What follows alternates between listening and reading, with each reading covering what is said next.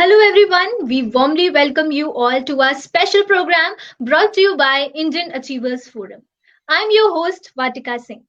Indian Achievers Award is an honor that celebrates the people who went extraordinary to effectuate their aspirations and ideas. In this series, we emphasize not only on the struggles and achievements of the people, but also on the social contributions they made to their native land, India. Before introducing you all to our one such achiever, let's take a look at the small AV.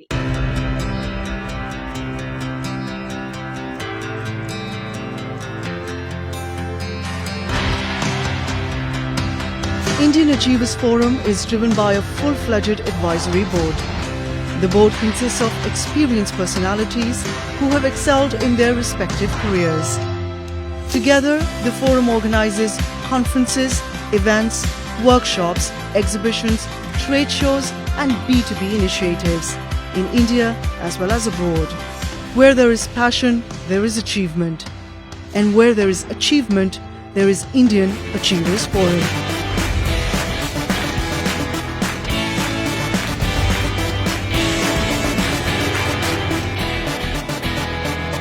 Today we have with us the founder and director of Tapas Elder Care, Ms. Prajakta Vadhavkar. Hello Hi ma'am, how are everyone. you? Hello. Hi. Alright ma'am, so before entering into the questions, tell us something about yourself and your professional role. Um, I started a little late in my life. I started with this organization when I was 40 years old. It's been 4 years. And professionally, I'm not a doctor. So it was a big step for me to even think of this concept where I wanted to work with senior citizens, also with psychiatric problems, and kind of a rehabilitation center as well. But even then, I still went ahead. I had a panel of doctors. I was blessed to meet me new good people. So professionally, I am the founder. I take care of the organization. I take care of the coordination with the families, the staff, the doctors, and I'm working on the social awareness aspect. So professionally, I am sort of fulfilling whatever it takes in my organization. I fill up wherever needed. That's really great, ma'am. Alright, moving ahead, I'm very keen to know that what instigated the zeal in you to pursue this idea. Maybe I couldn't pinpoint a specific incident, but it has always been on my mind. It has been my dream, and I've been blessed to actually live my dream. Maybe I feel completely privileged to actually love my profession. It was a calling, I can say, because it just happened with me. I was interested. Somehow I could connect with people. I am more of a people-oriented person. Rather, I can't imagine myself working with computers or accounts. So it always appealed to me to work with children, and so I'd done a lot of other things in my life, and it led to maybe working with senior citizens. But when I surveyed and when I worked with different organizations, I realized the need of a regulated care service. This is where it came from. And when I could see that it wasn't being done in a systematic way. So the need to do it very systematically and putting my heart into it, I could see that I could do it further ahead. Rather than working as a volunteer, I knew that my own concepts and my own thinking could maybe materialize in a better way. That's really commendable, ma'am. Okay, so we know for a fact that initiating anything has never been easy for anyone. So, what all were the challenging predicaments that you had to go through initially during the commencement of your business? When I actually thought of this, I did a lot of survey in different sectors, like not only old age homes, but mental rehab centers, and legally going about it, how to get it registered. Those were a few challenges. But even then, the way I wanted it to get everything under one roof where they could actually enjoy and still get a treatment, still feel homely, and still, motivating them to bring out their talents. So everything under one roof was a big challenge. There was no model for me to follow in India. So I had to, actually formulate and think of systems and then implement them, get them done. So people around me, right from my husband who's been supporting me, but then my family and everybody were clueless.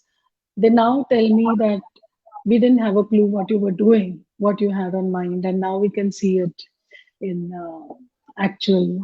So the professional challenges, what I can say, is to get doctors to actually make people aware of the needs of the senior citizens. Once they were aware of it, once they felt the need of it, then you know I had no background, I had no support. It was just by word of mouth that I'm nowhere on social media. So technology is a challenge for me itself personally also. But then this just happened only by word of mouth. One family who has experienced with us in my organization where their parents are staying, then they have been, their expectations were fulfilled, they would refer us ahead. So that is how it happened. All right, ma'am. So tell us something more about Tapas Elder Care. I mean, what does the organization actually do? So this is a residential care home. The concept itself is about taking care of senior citizens who. So there are two setups that I have established in Pune. So one is about psychiatric needs of senior citizens. So when I realized the increasing a ratio of dementia, Alzheimer's, and other neurological disorders within senior citizens. So I try to focus on that. So I have a panel of relevant doctors who are completely focused on the treatments. So this is a care home with a systematic treatment plan, with systematic personal care, entertainment, and learning. The second establishment that is completely focused and we take care of independent senior citizens. So this is a residential home where we have doctors visiting, where there's a nursing team, there are counselors, there are therapists, and a lot of activities going on with a structured routine. So it's some like when people enter here, they feel it's some kind of picnic place. So, but what my concept has been since the beginning is the systematic processes. So when I put them in place and with experience, now I can see that it works. That's really great, ma'am. So, what all are your future plans with context to Tapas Elder Care? With context to Tapas Elder Care, where we are dedicated to the care of senior citizens. Now, I would want, or it's my dream to be able to address all whatever problems senior citizens in India face with the cultural context, with the medical context. So it's my dream to be able to take care of them in every aspect of aging.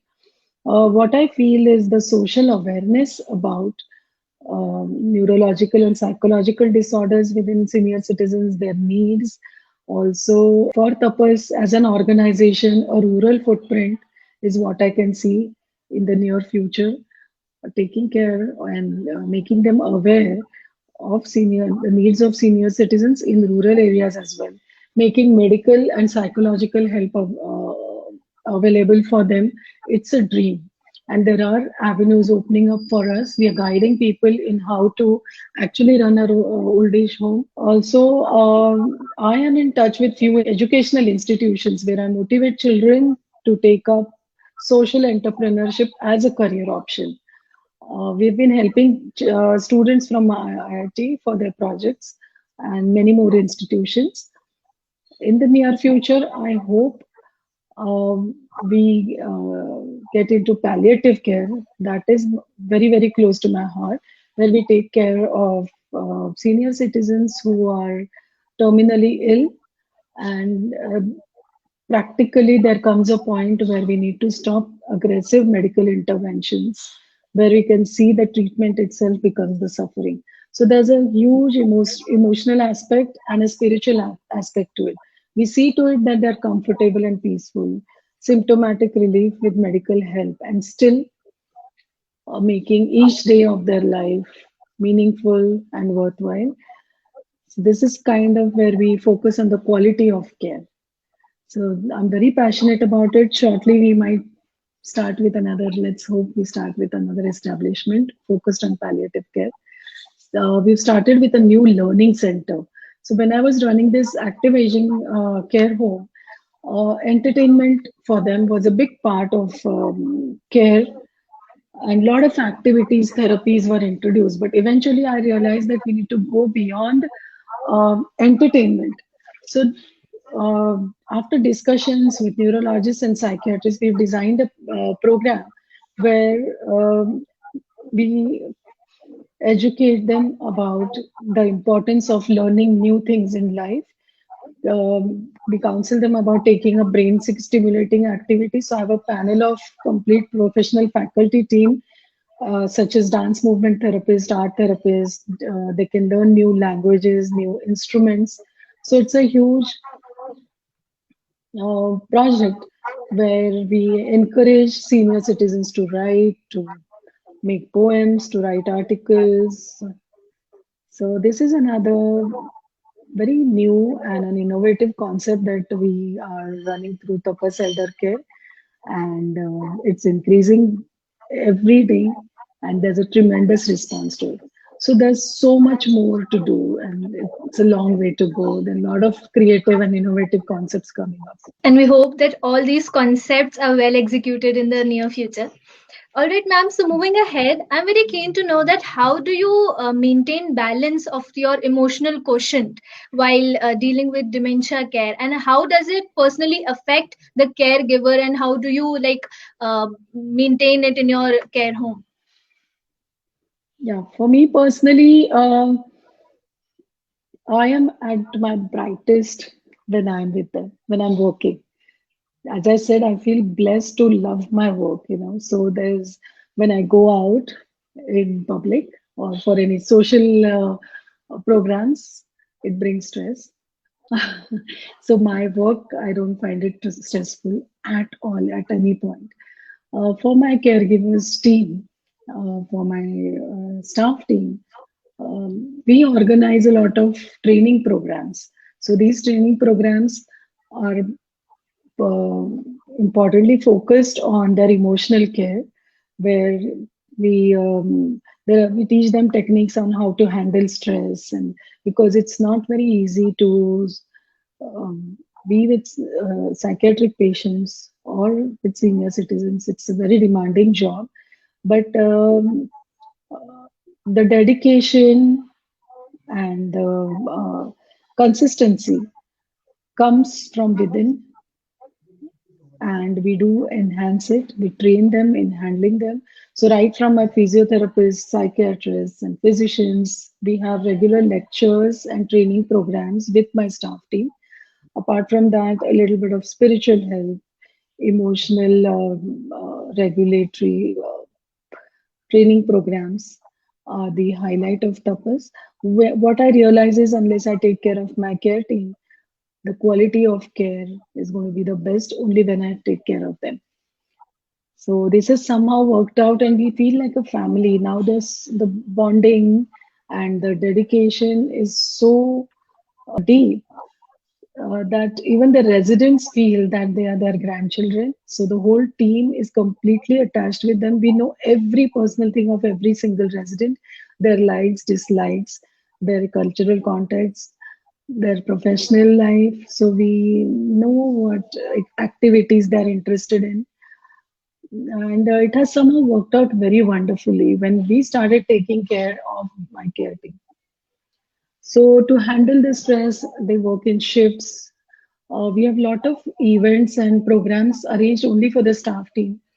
And it was most challenging during the COVID times when the staff was completely restricted to the premises. And I was blessed, okay, they all come from rural areas, but none of them wanted to go back home. And they just promised me that, we just want to stay here and take up the responsibility and fulfill it, what we've taken up. So somehow it has all worked out together like a family now. All right, ma'am. So moving ahead, what is the innovative approach towards senior citizens dealing with psychiatric problems? The innovative approach can be termed as the new therapies, maybe. Um, what we are doing here is when a senior citizen comes to stay with us, we have an individual care plan. When the family decides and finally he's on the first day that he decides to come and stay with us, we have an individual care plan comprising of his medical history, the personal history, the stage that they are in. We do a cognitive assessment, a neuropsycho assessment, and we find out the stage and what exactly he needs, because every individual has been different. So, do they need care with their personal hygiene, or is there a risk of um, fall if they're losing balance? With Alzheimer's and dementia, there are memory problems, right from if the stroke patient, if they need pureed food, so I assign my caregivers accordingly. We have an individual care plan where their routine is set up, and the daily monitoring is what matters. So we have daily charts, the vital parameters, everything is monitored and documented. The feedbacks are given to the doctors. Accordingly, the treatments are set and altered. We have a regular, very clear communication system with the family members as well. So it goes on very systematically, and somehow, as I said earlier, there was no module to follow. So these are the systems and processes that are put in place with experience and with the zest to do the best. That's really commendable, ma'am. All right, so moving ahead, how does your organization generate employment opportunities and how do you train your staff team? Now we're coming up with planned training modules. I somehow, with experience, I now hire rural students coming from rural areas who have done their masters in social work or bachelors in social work. So that gives them an edge where I know that they have opted for a complete degree program with having something in mind, or with the right sentiments. So there are training programs, different training programs that are being conducted by Tapas Elder Care as an organization. Our doctors, our psychologists are very enthusiastically taking part in this. Now we have training programs for onboarding, regular training programs for employees who are facility in charge. But what is the highlight of Tapas team is that they are all in their 20s and they bring in the cheer and the brightness to the whole place. Their dedication or their clarity of thought is amazing, and this is what we encourage. And of course, uh, team, the staff team is encouraged to do more courses. So the qualified nurses that we hire are encouraged to do palliative care courses or in geriatric care. Few of my MSW's staff team members, they're doing MA with psychology. They're doing different counseling courses. So we do encourage them, and within the organization, we have different uh, task programs actually when they do their case studies, and then they do their presentations. So public speaking, right up to knowledge about different ailments with aging, particularly dementia, is now quite sound. And with their experiences, with their inputs, it has become even more comprehensive. So training of the staff is the ongoing process. We arrange different activities and practical games through which they do learn. We have role plays, and also we train them with different therapies. So few of them, when I see, are more interested in doing creative activities. We've trained them with therapeutic knowledge, how to take up these activities, the communication skills, and now we do have certified programs for them. That's really great, ma'am.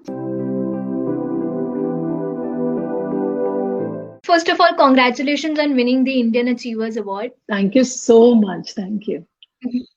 So, what was the feeling when you were first informed that you have been selected for the Indian Achievers Award, and who all were the constant supporters in this journey of yours? The day I was informed, um, it was a huge realization, कि somebody somewhere is taking notice of this work, and it's a great motivation. What I can say, that was the feeling that wow, this is something I'm on the right track, and I need to do so much more, and this is a huge responsibility.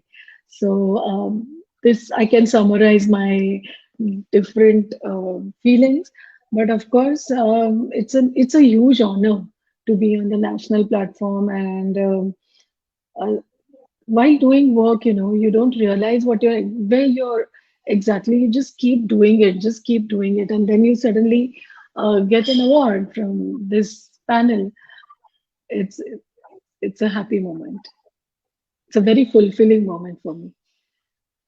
For me, the supporters is my family, I can say, because they've been supporting me through like my first day when they didn't have a clue of what I was doing. But then my daughters and my husband have been supporting me immensely.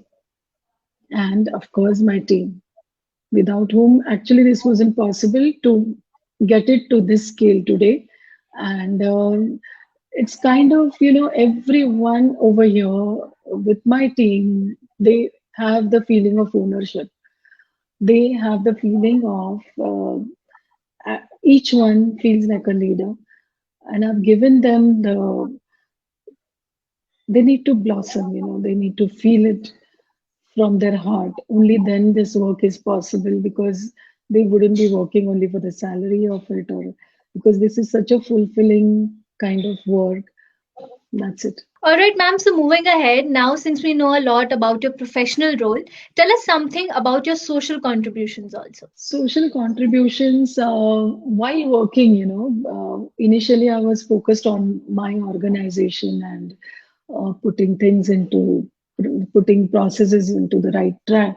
But eventually, of course, I got support from other social organizations in Pune, and then I knew where I could help. There's another NGO where I go and train their staff for free, or this is how I know they would be able to take care of the residents living there, the senior citizens whom they are taking care of. So the quality of care is what matters to me. So I felt the need that I could train their staff. So there are different organizations from rural areas in and around Pune. So we have been in touch. We help each other, creating employment opportunities at Tapas. A few organizations who help students get training and get employment opportunities. So we have tie-ups, and I welcome students from there to work at Tapas. Social contribution is something, I was felicitated by the geriatric organization and NRI organization in Pune. So that is somewhere I felt maybe I've contributed into that, but there's so much more that I can do, that I want to do. Tapas as a foundation supports 10 senior citizens every year for free. We do their treatment, they stay with us. So this it's a small contribution. Now we need to go about it in a bigger way. So Tapas as an organization now can support few NGOs. All right, ma'am, that's really great. Okay, Hmm. so before concluding this session, you know that IF is followed not only by mainstream organizations, but those young minds also who aspire to be like our achievers someday. So, what is that one message you would like to tell them? One message from me, because I've been in touch with students these days. We're doing projects together, but the message would be just follow your heart. Everything else falls in place. Just do the right thing, what your heart tells you, and I think integrity is what matters in our field. Integrity, when you just keep doing, when people don't know about you, when it eventually all will happen. You just follow your heart. Giving is maybe the highest emotion. It brings joy and it gives you fulfillment in life. Um, and nothing compares to it. So giving is something, if you uh, look at your life's work from the perspective of giving, it will bring the biggest fulfillment and satisfaction in your life. All right, ma'am. Thank you so much for joining with us today. It was lovely talking to you, and we hope that you continue to inspire people of all ages forever. Thank you so much. Thank you. Thank you so much.